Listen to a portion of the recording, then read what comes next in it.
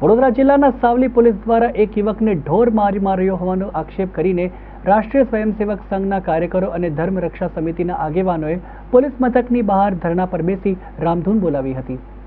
Savli police મથકના police sub inspector Aniruddhsinh Kamaliya દ્વારા નિર્દોષ નાગરિકોને મારવામાં આવતો હોવાની ફરિયાદ વારંવાર ઉઠે છે।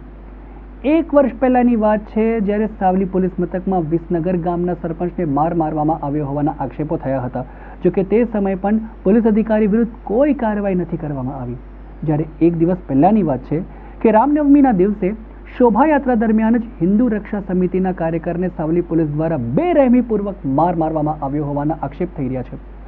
આરએસએસ અને ધર્મ રક્ષા સમિતિના આગેવાનોએ પોલીસ મથકની બહાર ધરણા પર બેસી રામધૂન બોલાવી વિરોધ કર્યો હતો।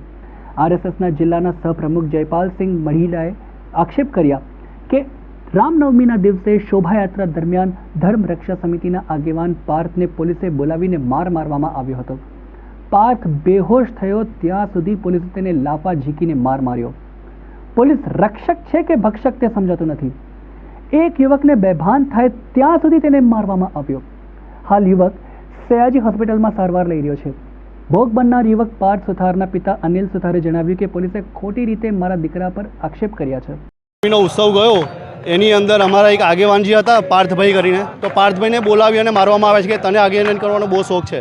15 થી 20 લાફા મારવામાં આવે છે। ભાઈ બેહોશ થઈ ગયો ત્યાં સુધી એને મારવામાં આવ્યો છે અને આ પીએસઆઈને વારે ઘડી આવી આદત પડી ગઈ છે। અગાઉ પણ વિસનગરના સરપંચને આ રીતના ક્રૂરતાપૂર્વક મારવામાં આવ્યો છે। અમને તો એ ખબર નથી પડતી કે સરકારશ્રીએ અમને રક્ષક આપ્યા છે કે ભક્ષક આપ્યા છે। અને અમારે તો એવું થયું છે અત્યારે કે ભૂત કાઢીને પલિત લાયા છે। અમને કઈ સરકાર પર અમારે વિશ્વાસ કરવો, જૂની સરકાર કે નવી સરકાર? અમને તો બંને સરકાર દ્વારા હેરાન કરવામાં આવે છે અને આ પીએસઆઈની વાત કરવામાં આવે તો રક્ષક નહીં ભક્ષક જેવું કામ કરે છે। મારા બાબાને શા માટે મારવા આવ્યો? એ પેલા જેને જેલમાં પૂર્યો તેને મળવા આવ્યો અને ઓફિસમાં બોલાયો પીએસઆઈએ અને એને બહુ જ બધા લાફા માર્યા છે। એના કાન પણ સૂજી ગયા છે અને અમારે એમની માટે અમે એ કરવા જઈએ કે અમારા રક્ષક છે એમ કરીને, તો એવી રીતના મારી લે તો કંઈક ચાલતું હોય? પીએસઆઈને નથી તાકાત તો કોઈ એસપીને તાકાત નહીં, કોઈ ડીવાયએસપીને કોઈને તાકાત નથી કોર્ટના હુકમ વગર કોઈને મારી લેવો। એ કોર્ટનો નિયમ છે, આજ સુધીનો નિયમ છે। ગમે તેવો ગુનેગાર હોય, ગમે તેવો ગુનેગાર હોય પણ પોલીસ વાળો કોઈ એને મારી શકે નહીં।